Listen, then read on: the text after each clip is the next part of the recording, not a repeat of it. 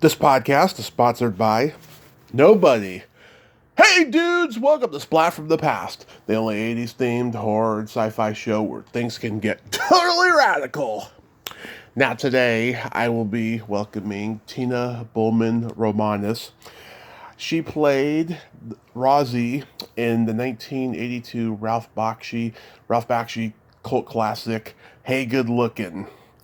It was, I believe, a rotoscoped film, but she also provides the voice as Rozzie as well. She also was the voice of the prostitute in Ralph Bakshi's Wizards, and we're going to talk about all of that today. She's acted in some small things here and there as well, including Wingshauser's Cold Fire, and this movie called Kill Alex Kill, which I'm not too familiar with. I'm going to ask her about that. She also did the voice of Aunt Bella in the toy line cartoon movie Starchaser, The Legend of Orion. And she started out as a singer. She used to perform at the bitter end in New York, and she knew the Ace Trucking Company, Mike Mislove, who's been a guest on the show. It's going to be a great conversation today, not to mention the fact she was married to Richard Romanus, and she was the sister-in-law of Robert Romanus, another guest of mine. And I just cannot wait. I've been wanting to talk to her since the year began when I found her on Facebook. She was so reluctant for a long time, but we had a nice conversation over the phone last week, and we're going to do this today. I also want to address, she had a scene that was cut from Brian De Palma's Carrie, where she played Carrie's neighbor. And we're not going to address that today because it wasn't a very good memory for her.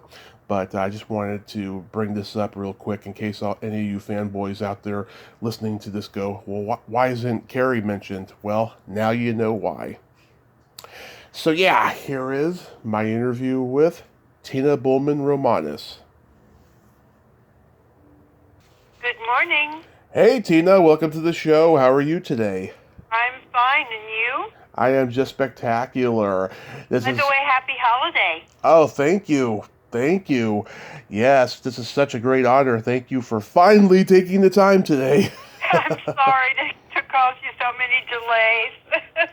Yes, but we're here now. So, going back in time, did you gravitate toward acting and singing early on in your childhood? Yeah, from the time I was in the sixth, I was 11 years old at the time. Mm-hmm. I decided I wanted to be a singer, and I asked my mother to find me a coach. And we luckily, I'm from Clarksburg, West Virginia, so we got very lucky and had a teacher that had gone to Juilliard, married a dentist after she broke her vocal cord, and moved back to Clarksburg and built an addition onto her house that was a stage with a grand piano and double-paned windows, so we could sing our hearts out. And I had 3 classes a week and 4 hours of opera workshop every weekend. And so, yeah, and then when I came to Hollywood, of course, I gave up my career and I wanted to be, an artist. So I switched to acting. Mm-hmm. So when you were at school, though, did you do any school plays at all? Oh, yeah. I did plays, and I always sang at all the recitals. Oh, what music? We did operas. We did La Boheme, and we did Madame Butterfly at the local movie theater. It was a wonderful experience. It was like going to a finishing school, actually. What music did you listen to growing up? I remember the first album I ever bought was The Nutcracker.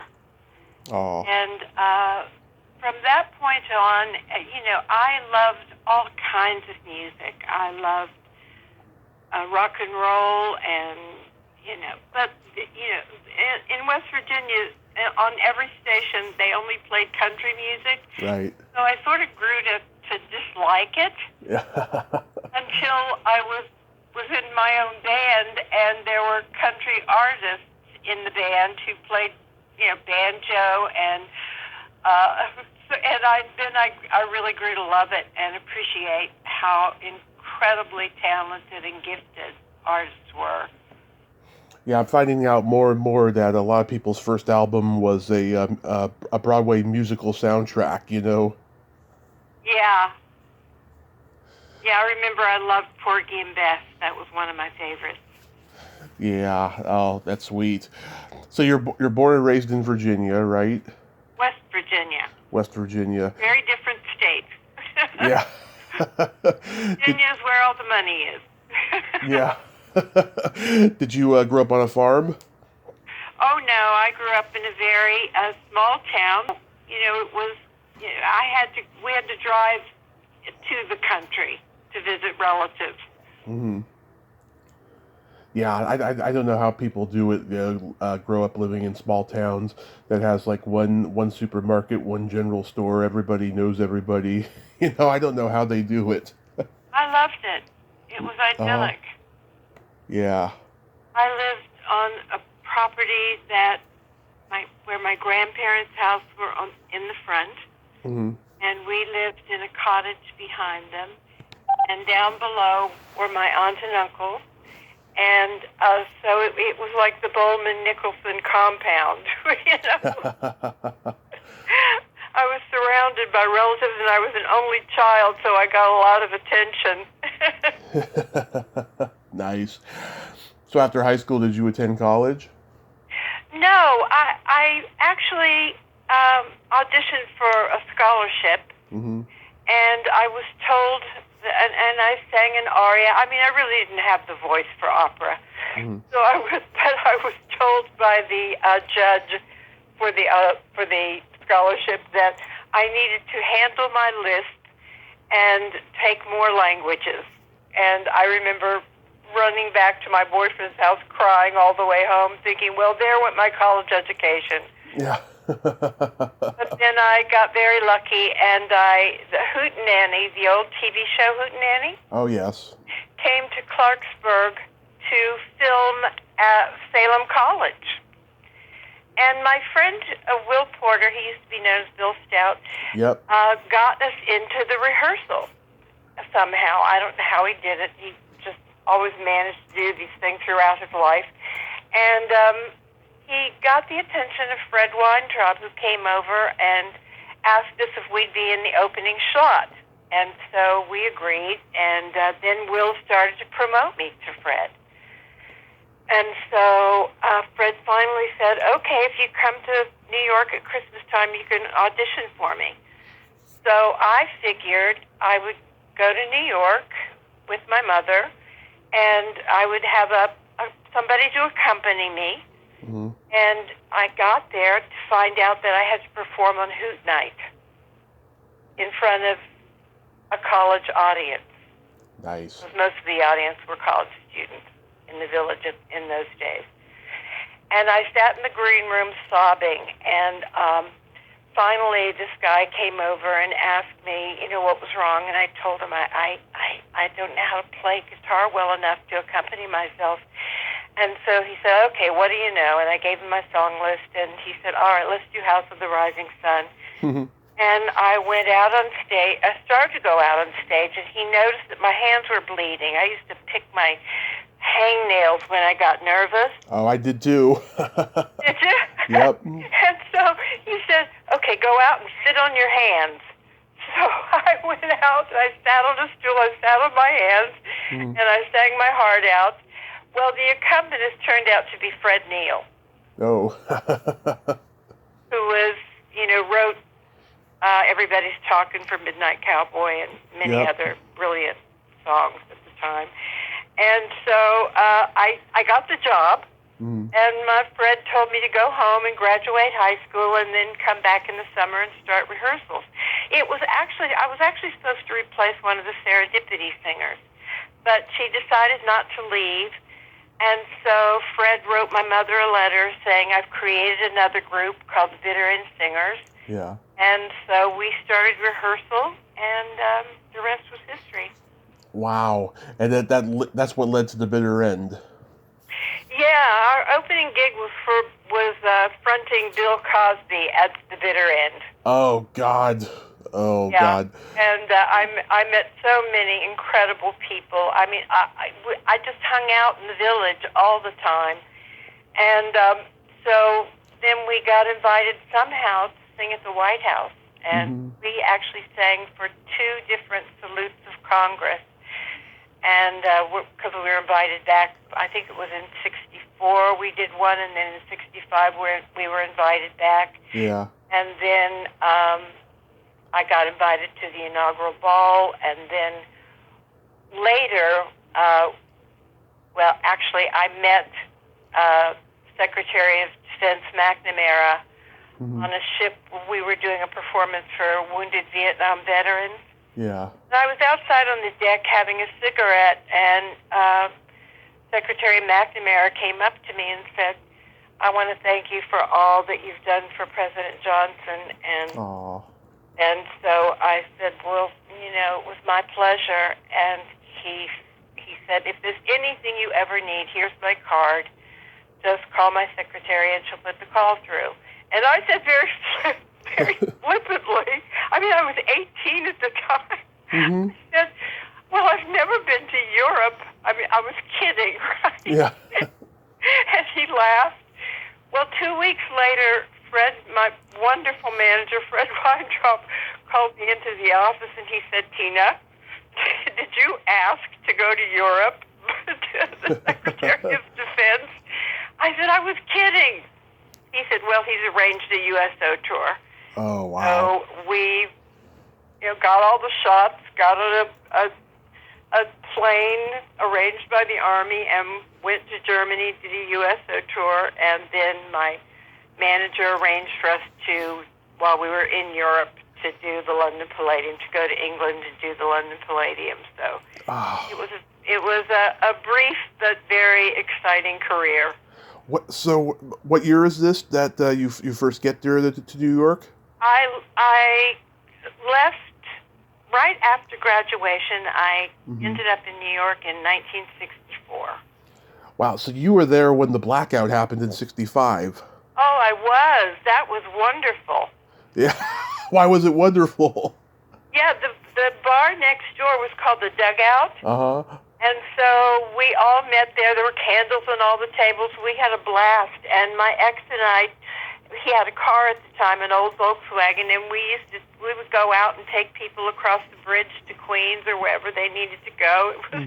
It was a very exciting night. It wasn't from the other members of my band who got stuck in an elevator with all their amps and guitars, and then when they finally got out, had to lug it like 40 blocks uptown. It was a nightmare for them, but for me, it was.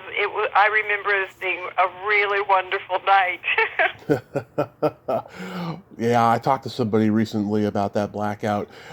Yeah. Oh my God. So did you hang out in like the coffee houses in Greenwich Village?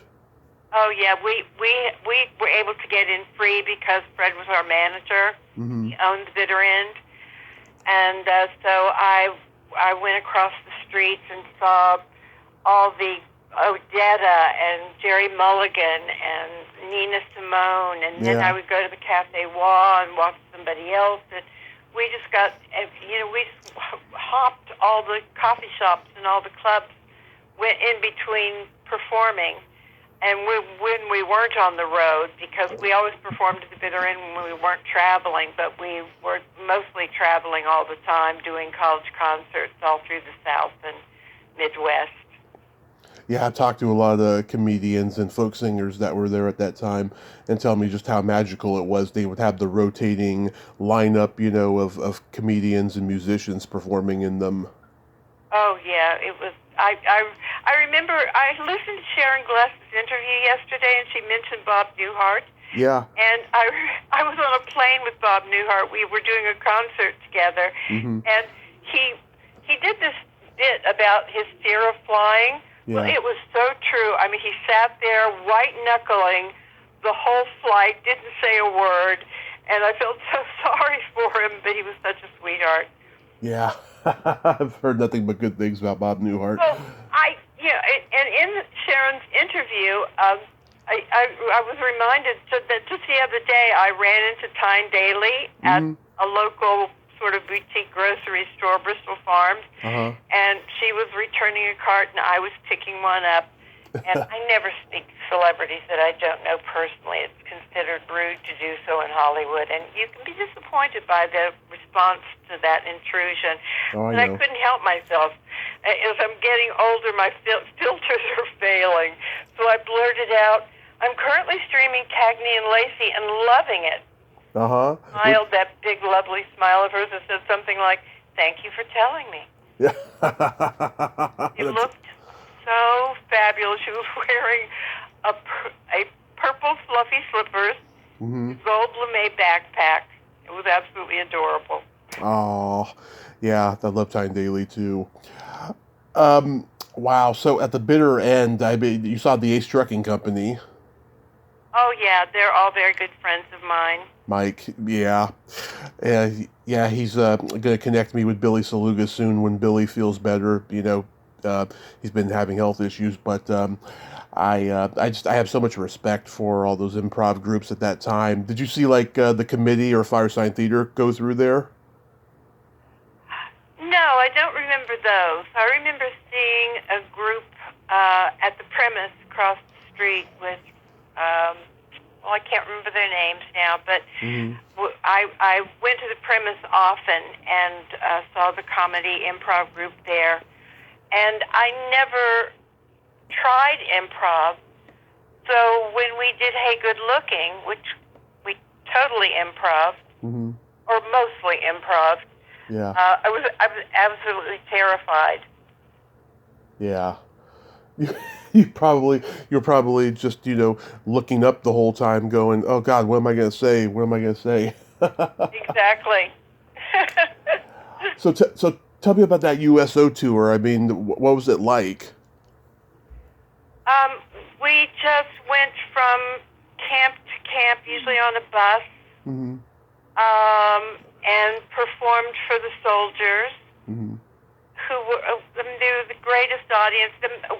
Most of them had been out in the field doing exercises and had just come in, so they were just craving entertainment. So it was a really, really exciting performance gig to do.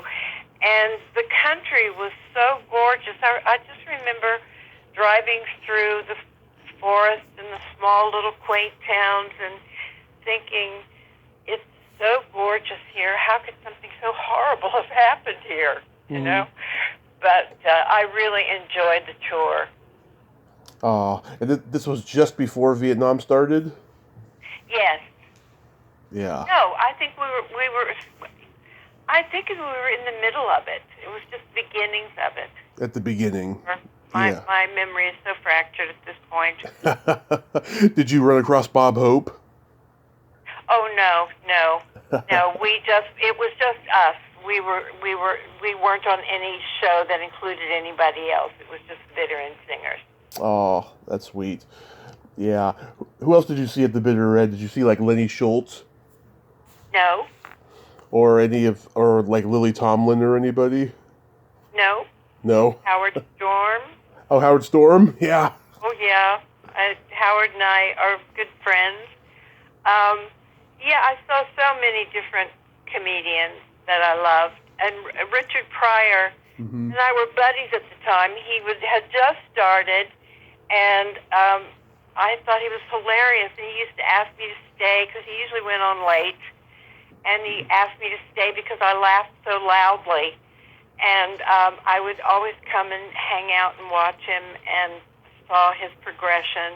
And so that, there were all sorts of people like that we hung out with all the time. And you didn't think anything about it at the time, Yeah, because you were all young artists, coming up and everything.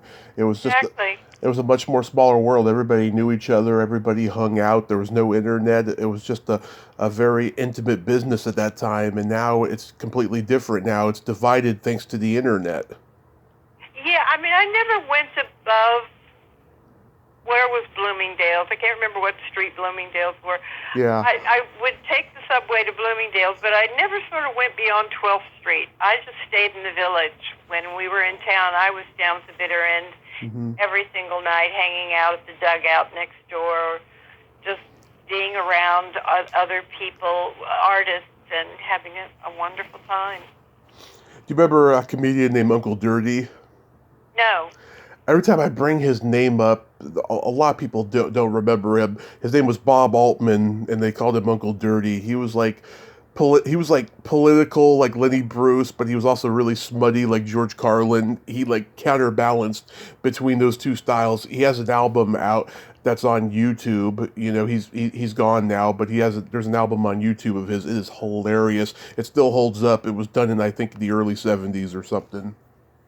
Oh, okay. No, I've never heard of him. Mm-hmm. So when did you start taking acting classes there? I can't remember what year it was. I think it was right after I got separated. It was probably in about 79. I think I started an acting class, and I met, once again, I always seem to fall into these wonderful groups of people.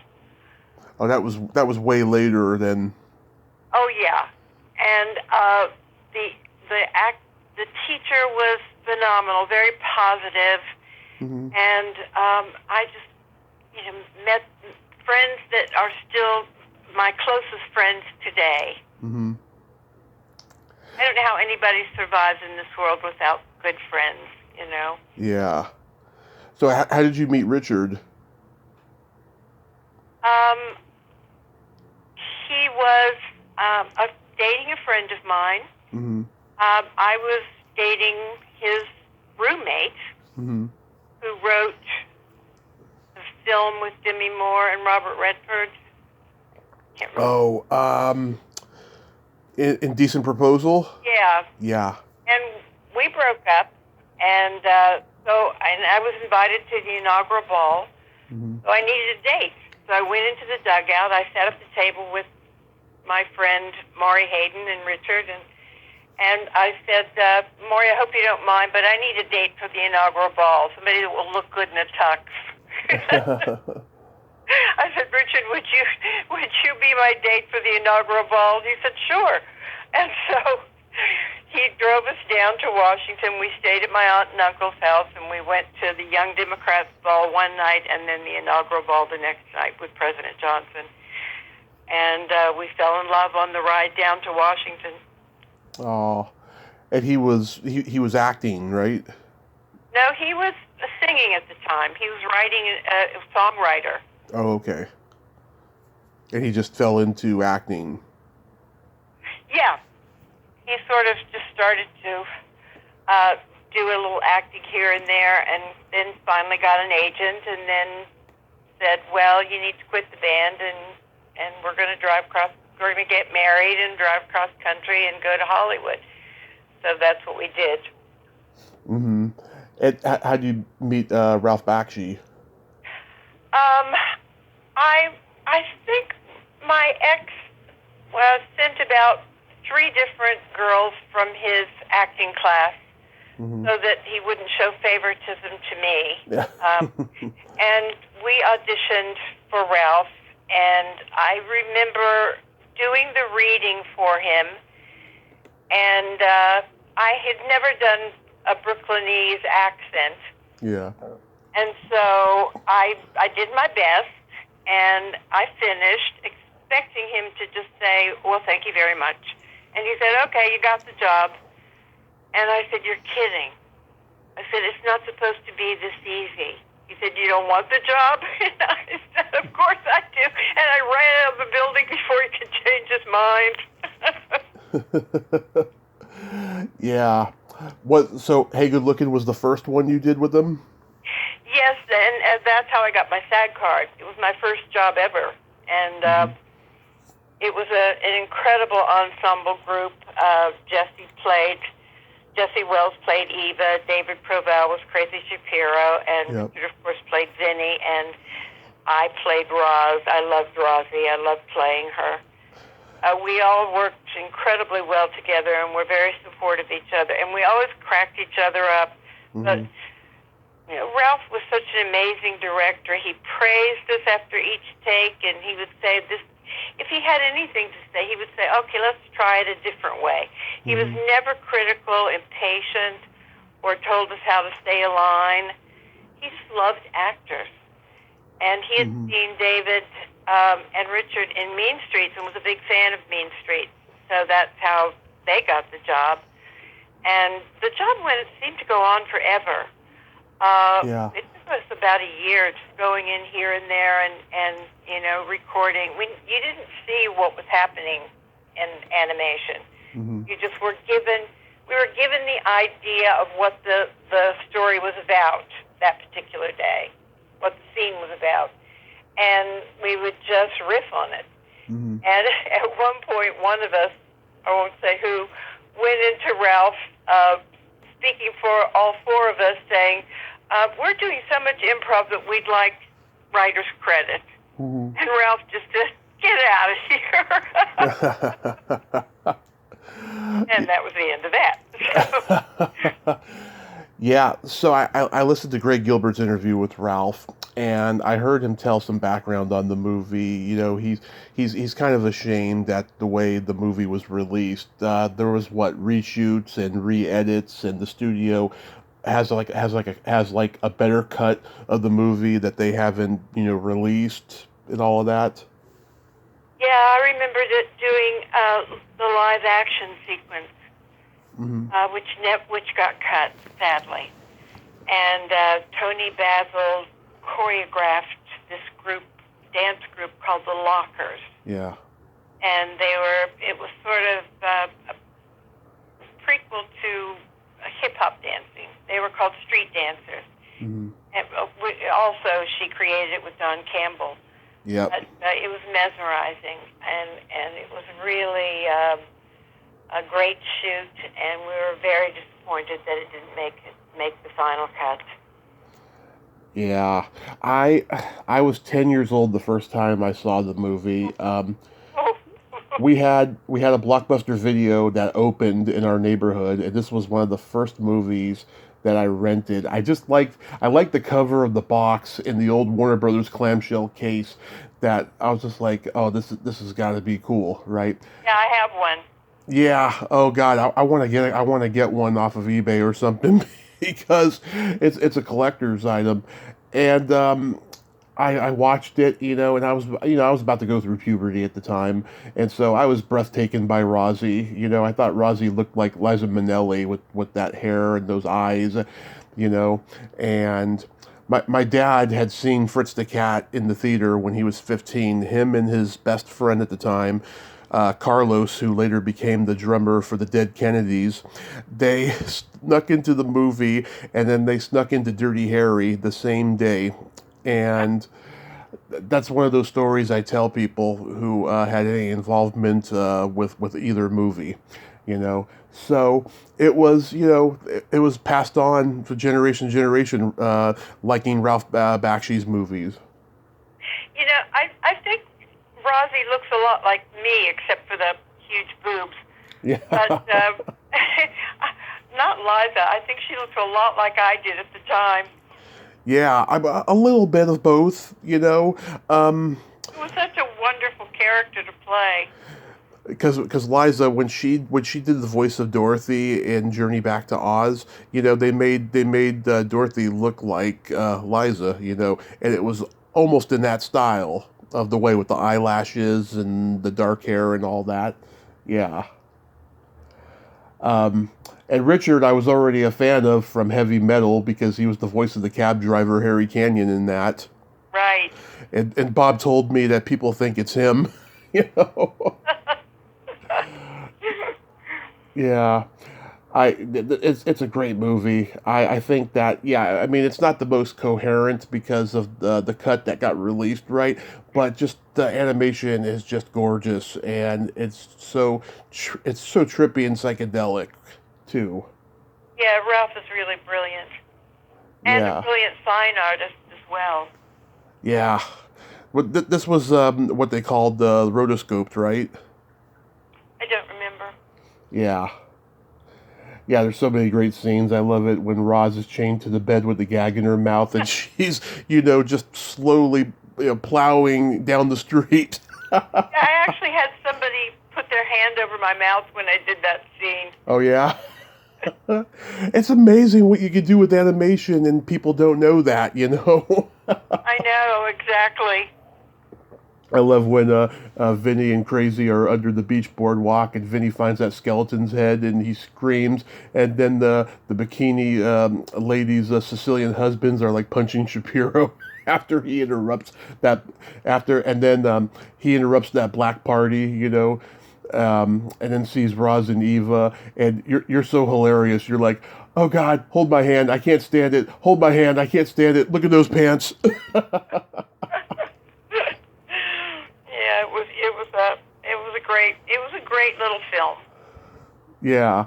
And then, Vinny and Roz start making out, and Eva starts making those liverwurst sandwiches. And then when it's dark, you see all these stacks of white bread behind them as those perverts are watching them make out. Yeah, that was her funniest scene in the movie, in the film, I think. Yeah, it's clever animation. Yeah.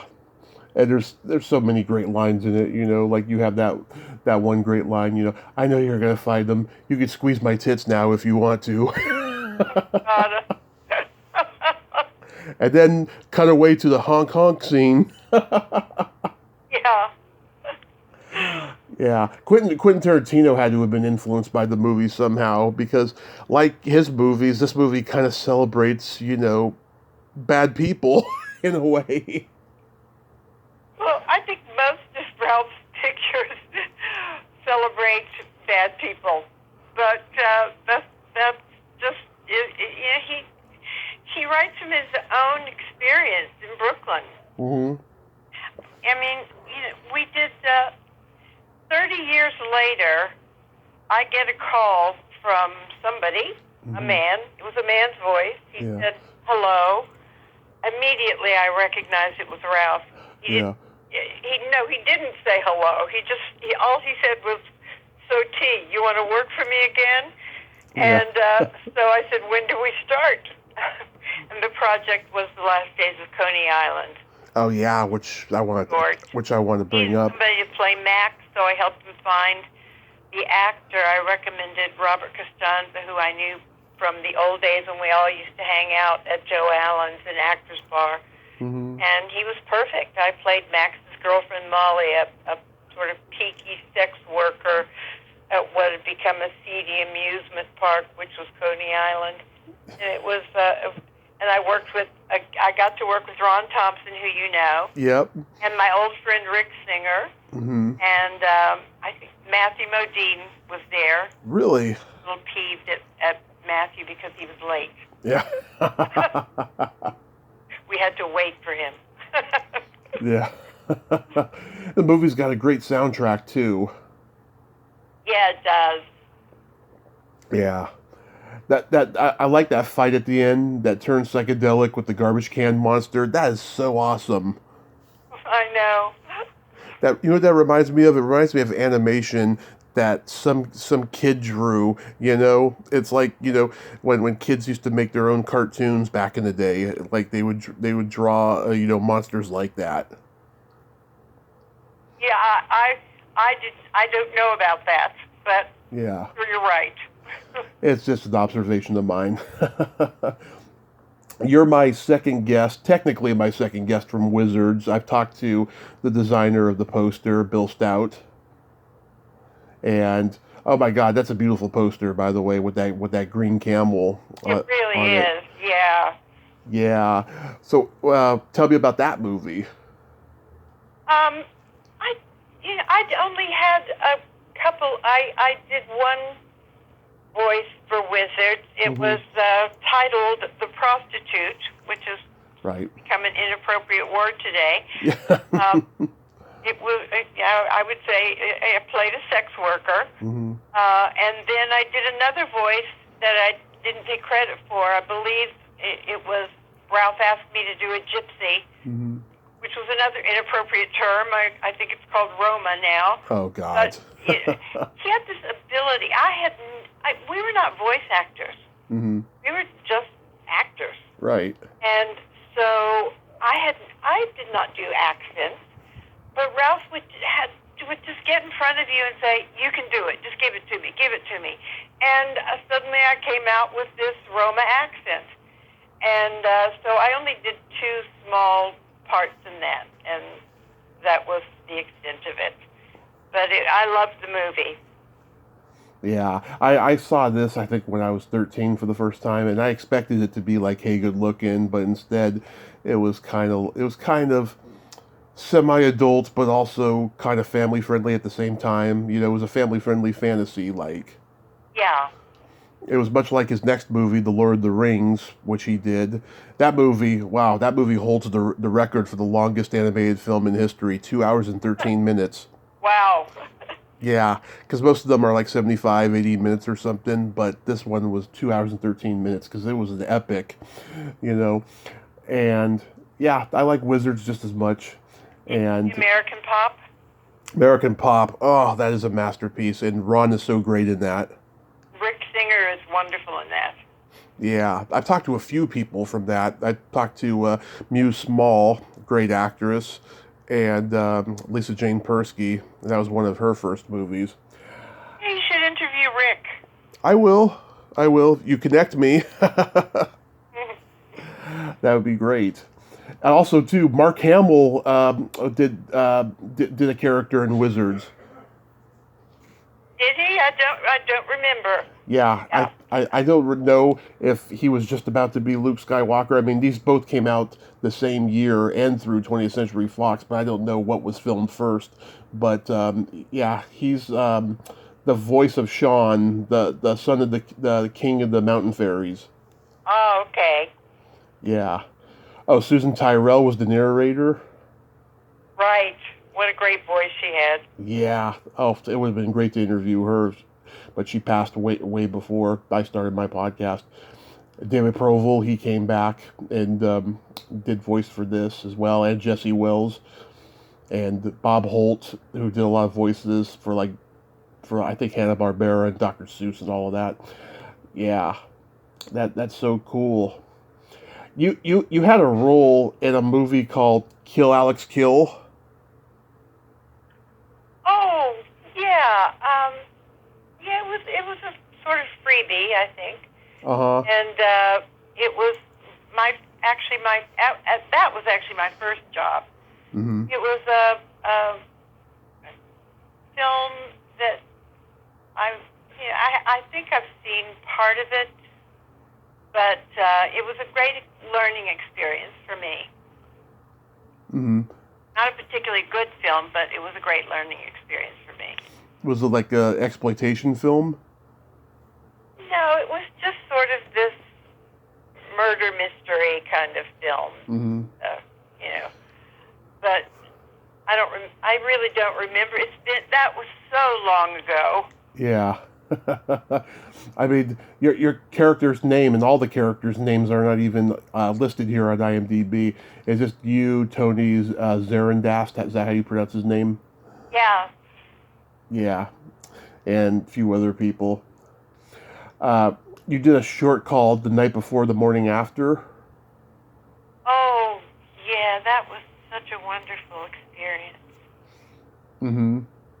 Andrew Gillies and I did the film together, and Barry Healy was the director.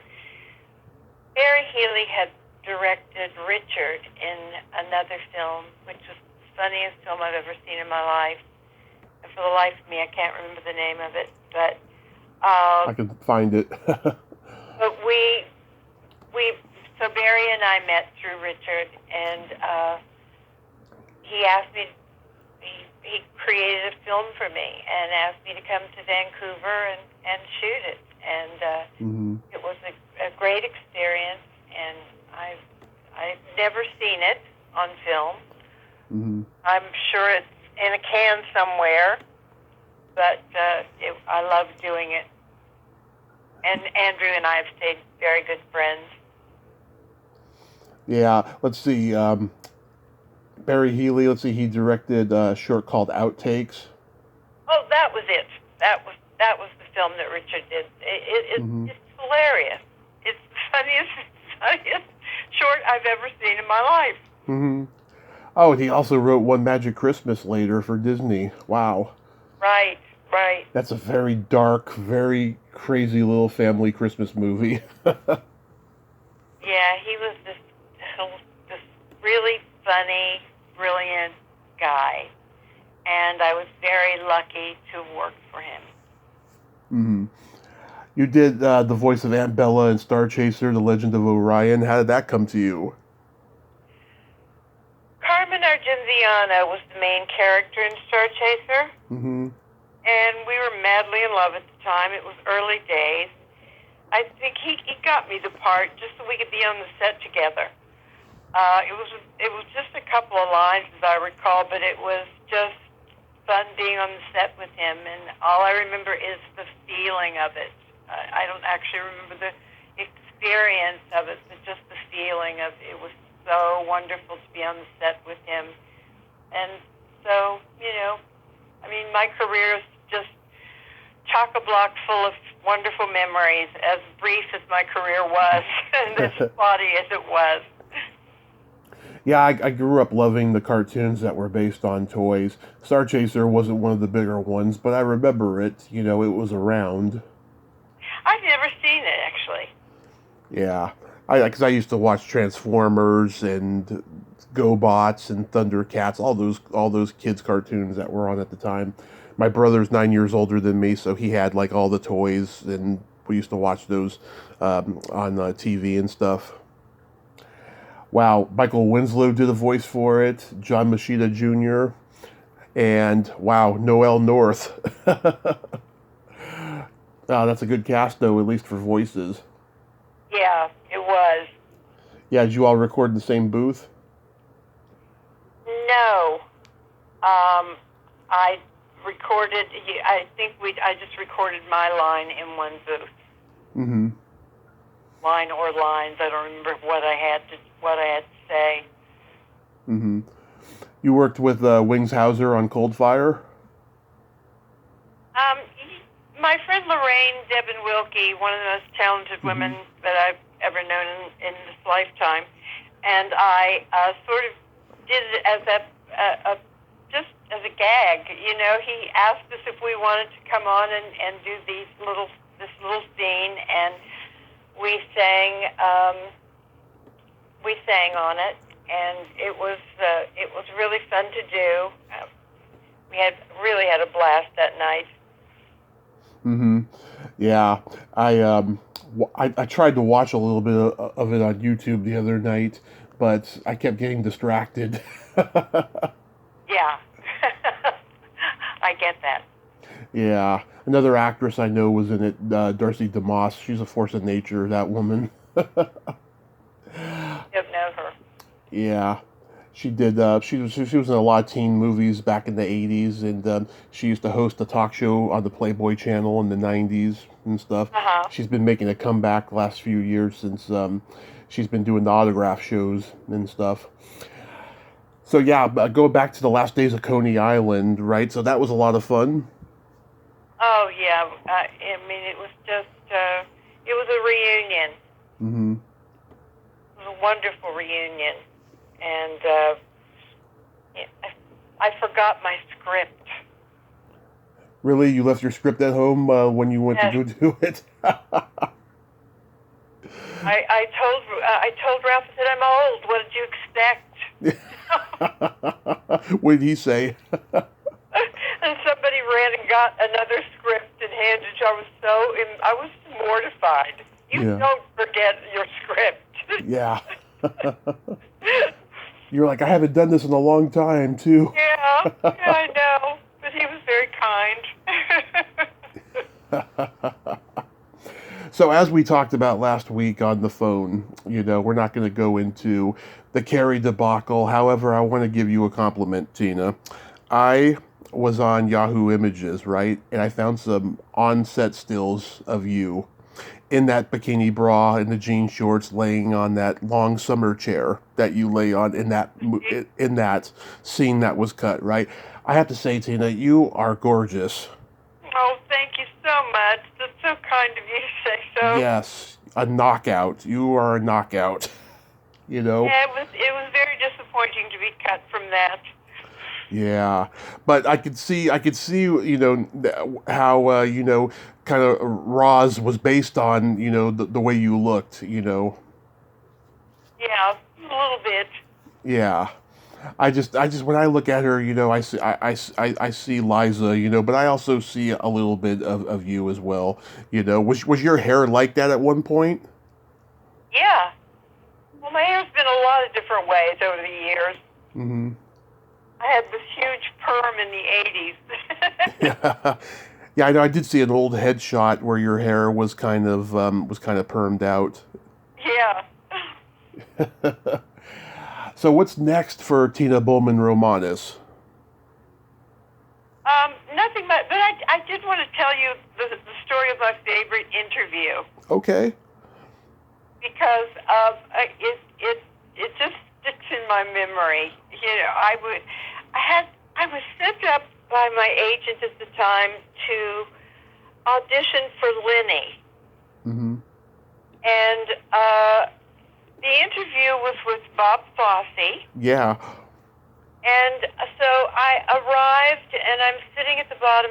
I punched the buzzer, got in, sat at the chair at the bottom of the stairs, waited for about 5 minutes, and all of a sudden, Dustin Hoffman ran down the stairs. He said, hello, I'm Dustin Hoffman. I said, I know, and I'm out of here. I said, I had no idea you were going to be here, too. I can't do this. And he said, you're an actress, aren't you? And I said, yeah. He said, use it. Now, he took me by the arm and dragged me up the stairs. And it was the most fun interview of my life.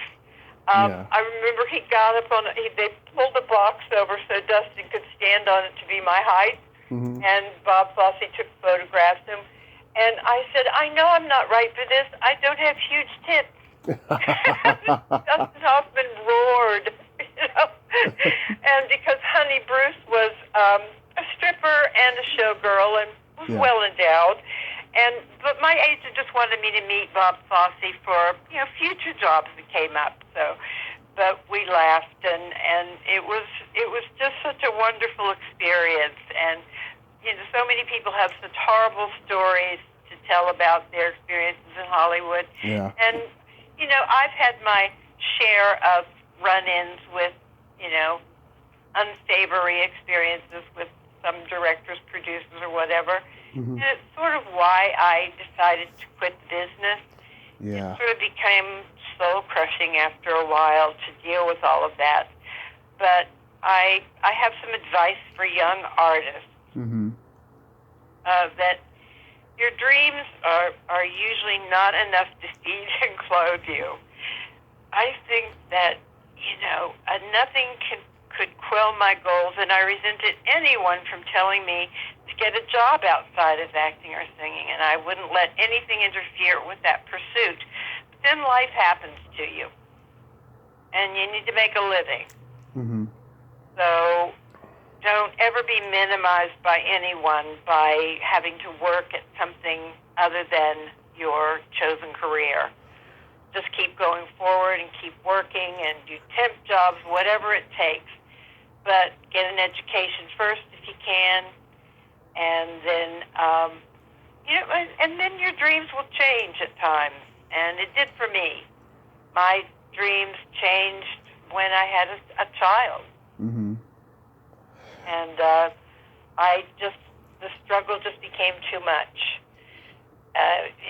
Hollywood began to feel like a sort of a landscape littered with pits of quicksand, and you really need to know how to avoid them, and to be surrounded by good friends Mm-hmm. or great family. And if you don't have a great family, then a chosen family of friends. But it's important to have support. And Absolutely. so, I never knew I had the capacity for love until I had my son, Oh. Robert Christopher Romanus. Mm-hmm. And I worked very little as an actress, but once I stopped pursuing my career, I had little regrets. Oh. Sort of carry on and and you're not, because you don't want to be miserable the rest of your life, and I chose to be happy. Mm-hmm. Oh, that's sweet. Yeah. Oh, I have a story about Valerie Perrine, who ended up playing that role in Lenny. This is gonna bring a tear to my eye. I reached out to her for an interview a few years ago, and she told me, she has Parkinson's, and so she chatters when she talks, and because of it, she lost her teeth.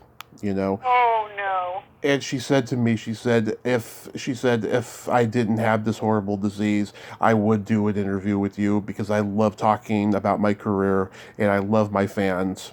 And so she said, thank you very much. And Oh, that's sweet. yeah, I thought that was so sweet. I had a similar interaction with another person who was like partial. It was like almost full deaf now. And was hard of hearing. It was a similar thing. Yeah, but when I get those responses, they bring a tear to my eye. Only because not only can't I not do the interview with them, but just hearing that as well. Yeah, yeah. It's tragic. Have you ever thought about writing a memoir? Well, after I retired, I met a girl in the park, a woman in the park, and she told me there was a writing class at the local library. Mm-hmm. And it took me about a year before I finally went because I just thought, oh, it's a lot of old ladies writing their memoirs. It can't be any good. But she just kept bugging me about, coming. You'll be surprised. And so finally I joined the class, and it was the most incredible group of people. My ex-husband's agent, Ray Rappa, one of his former agents, was actually one of the members of the class. Mm-hmm. And we had a teacher. The library funded it at the time. We finally lost funding, but it was, I loved writing, and so I wrote a lot of wonderful stories about my family. Mm-hmm. And then we had to quit the class because we went on for quite a while after we lost our teacher. Mm-hmm. But after a while, it just became, the class kept dwindling down, and finally I just gave up. But yeah, I have written my memoirs. I don't have much of a life to talk about, but I wrote my memoir for my son. Mm-hmm. In case he misses me after I'm gone, and he wants to read the stories. I remember after I lost my parents that I wanted to know everything about them. And so my uncle was dying, and he was living in Virginia at the time, and I went to Virginia, and he said, get out your legal pad, because while I still can, I want to tell you all the stories about the family. So I've always loved those stories. And so I wrote for 3 years. That's all I did. I just wrote constantly. And writing, really, I've always been very self-conscious about my lack of eloquence. Uh-huh. And I have a high school education, so Yeah. My lack of grammar, but writing really improves your ability to speak. Mm-hmm. And I actually went across the street one day.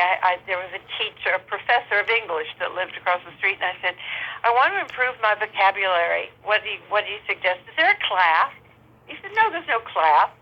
Just reread The Great Gatsby, Mm-hmm. And I did.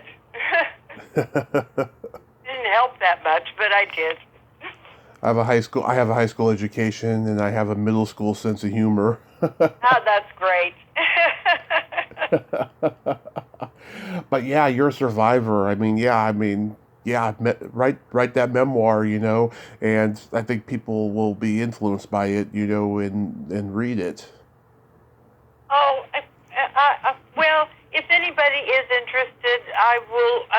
I did write one particular story that got published in an online magazine called Connotation Press, Mm-hmm. and it was actually a story about one of my grade school classmates, and so it's available if you look it up. Nice, nice. I have a few jokes for you. What? Well, since it's Christmas time, why did Frosty the Snowman have a smile on his face? Why? He found the snowblower. Very good. Tina, thank you so much for coming on. This wasn't so bad, huh? Oh, no, it was fun. It was my pleasure. Yes, and, like I said, consider writing that memoir because you do have really good stories, and I hope you have a Merry Christmas, a Happy New Year, and be safe out there. Yeah, you too. Thank you. Bye-bye. Bye-bye. Well, there you have it. Tina Bohlman Romanus. Ain't she a sweetheart? Oh, what a great lady, huh? She's the very definition of Southern hospitality, and I'm glad we had this conversation today. Well, until next time, this is Tommy Throwback Kovac saying, there's no shame in living in the past, because the present sucks. Later, dudes.